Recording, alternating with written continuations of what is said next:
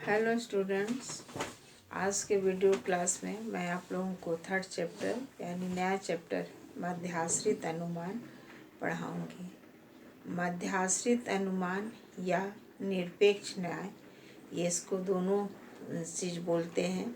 यानी अगर आपसे क्वेश्चन में पूछा जाए कि मध्याश्रित अनुमान किसे कहते हैं, तो आप जो लिखिएगा वही क्वेश्चन का आंसर अगर आपको दूसरा क्वेश्चन करके बदल देता है कि निरपेक्ष न्याय किसे कहते हैं, तो उसमें भी वही आंसर लिखाएगा, क्योंकि दोनों एक ही का दो नाम है। इसको इंग्लिश में कैटेगोरिकल सिलोजिज्म बोलते हैं। अब आ जाइए कि न्याय यानी इस सिलोजिज्म को हिंदी में न्याय बोला जाता है। और तो न्याय किसे कहते हैं या न्याय की क्या परिभाषा है? तो न्याय मध्याश्रित अनुमान का वह रूप है जिसमें दो आधार वाक्यों से निष्कर्ष निकाला जाता है। इसमें न दो से अधिक आधार वाक्य होता है और न दो से कम होता है। यदि दो से अधिक होगा तो उसको हम न्याय की माला बोलते हैं, लेकिन आप लोगों के सिलेबस में आप लोगों को वो चैप्टर नहीं पढ़ना है। दूसरा है मध्याश्रित अनुमान। में एक वाक्य से भी नहीं निकाला जाता है। एक वाक्य से निकालते हैं तो उसे अंतरानुमान कहते हैं, तो वो भी नहीं है। तो इसमें दो आधार वाक्य और एक निष्कर्ष रहना मस्ट है, यानी दो आधार वाक्य और एक निष्कर्ष। जैसे मैं आप लोगों को उदाहरण के लिए बता दूं कि सभी मनुष्य मरणशील है, यह पहला आधार वाक्य है। दूसरा आधार वाक्य है राम एक मनुष्य है, देयरफॉर राम मरणशील है। तो इसमें दो आधार वाक्य होते हैं और एक निष्कर्ष होता है। इसे ही हम मध्याश्रित अनुमान कहते हैं। तो न्याय का ही दूसरा नाम मध्याश्रित अनुमान है, इसलिए आप लोगों को कोई कन्फ्यूज़न ना होना चाहिए। निरपेक्ष न्याय और मध्याश्रित अनुमान एक ही चीज़ का दो नाम है, तो दोनों एक ही चीज़ है। अब आ जाइए न्याय में कितने वाक्य होते हैं। तो न्याय में 3 वाक्य होते हैं। बृहत वाक्य, जिसको इंग्लिश में मेजर प्रेमिस बोलते हैं, लघु वाक्य, जिसको इंग्लिश में माइनर प्रेमिस बोलते हैं, और निष्कर्ष यानी कंक्लूजन। तो किसी भी मध्याश्रित अनुमान या निरपेक्ष न्याय में 3 वाक्य होते हैं, बृहत वाक्य, लघु वाक्य और निष्कर्ष। अब आ जाइए कि निरपेक्ष न्याय में कितने पद होते हैं। तो निरपेक्ष न्याय में 3 पद होते हैं, बृहत पद, लघु पद और मध्यवर्ती पद। बृहत पद को मेजर टर्म बोलते हैं इंग्लिश में, और लघु पद को माइनर टर्म, और मध्यवर्ती पद को इंग्लिश में मिडिल टर्म बोला जाता है। अब आ जाइए कि लघु पद किसे कहते हैं। तो निष्कर्ष का उद्देश्य, निष्कर्ष में जो उद्देश्य के स्थान पर होता है उसको हम लघु पद कहते हैं।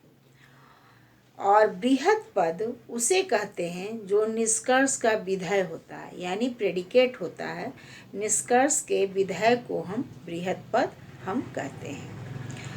अब आ जाइए कि मध्यवर्ती पद किसे कहते हैं। वह पद जो दोनों आधार वाक्यों में होता है लेकिन निष्कर्ष में नहीं होता है, उसको हम मध्यवर्ती पद बोलते हैं। यानी दोनों आधार वाक्य में रहेगा लेकिन निष्कर्ष में नहीं रहेगा। जैसे राम सभी मनुष्य मरणशील है, राम एक मनुष्य है, तो इसमें मनुष्य दोनों आधार वाक्यों में है, लेकिन जो हम इससे निष्कर्ष निकालेंगे देयरफॉर राम मरणशील है, तो इसमें मनुष्य पद नहीं आता है। तो मनुष्य पद जो है सो मध्यवर्ती पद है, यानी मिडिल टर्म है। अब आ जाइए कि बृहत वाक्य किसे कहते हैं। जिस वाक्य में बृहत पद होता है उसे बृहत वाक्य कहते हैं, और जिस वाक्य में लघु पद होता है उसे हम लघु वाक्य कहते हैं। जैसे मान लीजिए कि ऑल एक लघु वाक्य और बृहत वाक्य कौन सा है इसको बतला रहे हैं मैं। All man are mortal, Mohan is a man, therefore Mohan is a mortal. इसमें दो आधार वाक्य है, एक है मेजर प्रेमिस, दूसरा है माइनर प्रेमिस। उसके बाद निष्कर्ष यानी मोहन मरणशील है। तो इसमें आप लोगों को जो मोहन इज मॉर्टल यानी मोहन क्या है, निष्कर्ष का उद्देश्य है यानी सब्जेक्ट है। तो मोहन जिस वाक्य में, मोहन पद यानी लघु पद जिस वाक्य में है उसको हम लघु वाक्य बोलते हैं। तो मोहन शब्द जो है सेकंड वाक्य में है, इसलिए उस सेकंड वाक्य जो है उसको आधार वाक्य का सेकंड वाक्य, आधार वाक्य में जो सेकंड वाक्य है उसको हम लघु वाक्य बोलेंगे। और इसका मॉर्टल यानी निष्कर्ष का प्रेडिकेट मॉर्टल है, और मॉर्टल निष्कर्ष का प्रेडिकेट यानी विधेय जिस वाक्य में रहता है उसको हम बृहत वाक्य बोलते हैं। तो मॉर्टल शब्द जो है सो फर्स्ट वाक्य में है, इसलिए फर्स्ट वाक्य जो है सो बृहत वाक्य है। अब है कि न्याय जो हम न्याय के कितने नियम होते हैं। तो न्याय के 10 नियम होते हैं, उसकी संख्या 10 है। आगे मैं जाके पढ़ाऊंगी कि कौन कौन से वो 10 नियम हैं। अभी इतना ही जानिए कि न्याय के 10 नियम होते हैं। न्याय का प्रथम सामान्य नियम क्या है? सामान्य यानी जनरल नियम इसका क्या है? तो प्रथम इसका सामान्य नियम है कि प्रत्येक न्याय में 3 और सिर्फ 3 पद ही होते हैं। 3 से अधिक भी नहीं होते हैं और 3 से कम भी नहीं होते हैं। जैसे मैंने जो उदाहरण दिया, all man are mortal, Mohan is a man, therefore Mohan is a mortal. तो इसमें आप ध्यान दीजिए कि हर पद 2 बार आया है। मोहन 2 बार आया है, मैन 2 बार आया है, मॉर्टल 2 बार आया है। तो कुल मिलाकर इसकी संख्या भले ही 6 हो, लेकिन पद 3 ही होता है और 3 से अधिक नहीं होता है।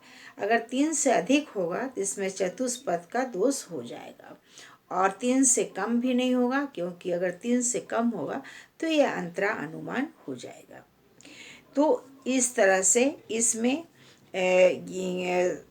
होते हैं कि प्रत्येक न्याय में सिर्फ 3 और 3 पदों का प्रयोग होना चाहिए, न 3 से अधिक न 3 से कम। न्याय के प्रथम नियम में कौन से दोष उत्पन्न होते हैं? न्याय का प्रथम नियम मैं अभी फिलहाल बता रही हूँ कि प्रत्येक न्याय में, जैसे मैंने क्वेश्चन किया कि प्रत्येक न्याय में सिर्फ 3 पद होते हैं। तो अगर 3 से अधिक पद होंगे, चाहे एक अर्थ का द्विअर्थी मीनिंग, यानी कभी कभी आप देखिएगा कि एक ही पद का 2 अर्थ निकलता है। तो ऐसे में जैसे मैं बतला दूं कि लाइट, लाइट मतलब होता है हल्का या और रोशनी। तो अगर आप इसमें कौन सा पद का प्रयोग कर रहे हैं, अगर तो इसलिए इस तरह के पद का इस्तेमाल करना न्याय में, इसमें चतुष्पद का दोष हो जाता है। अब आगे मैं पढ़ाऊंगी, ऐसे में क्वेश्चन है इसलिए मैं बतला दे रही हूँ कि इसमें 4 आकार होगा, first figure, second figure, third figure और फोर्थ फिगर। इन चारों के अलग अलग नियम हैं, उसको मैं आगे में डिटेल में बताऊंगी। अभी मैं बतला देती हूँ कि और ये भी बतलाना है कि प्रत्येक आकार में कितना वैलिड मूड होता है। जैसे कि वैलिड मूड उसको बोलते हैं कि प्रत्येक मैं बताई हूँ कि तर्क वाक्य में 4 वाक्यों की संख्या है। गुण और परिणाम की दृष्टि से तर्क वाक्य 4 प्रकार के होते हैं: पूर्णव्यापी भावात्मक, पूर्णव्यापी निषेधात्मक, अंशव्यापी भावात्मक और अंशव्यापी निषेधात्मक, universal affirmative, universal negative, particular affirmative और पार्टिकुलर निगेटिव।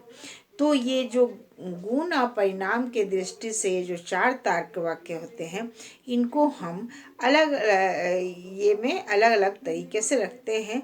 और प्रथम आकार में जो मैंने बतलाया कि बृहत पद, लघु पद और मध्यवर्ती पद, तो इन तीनों का जब स्थान चेंज होता है तो आकार में चेंजिंग आता है, परिवर्तन आता है।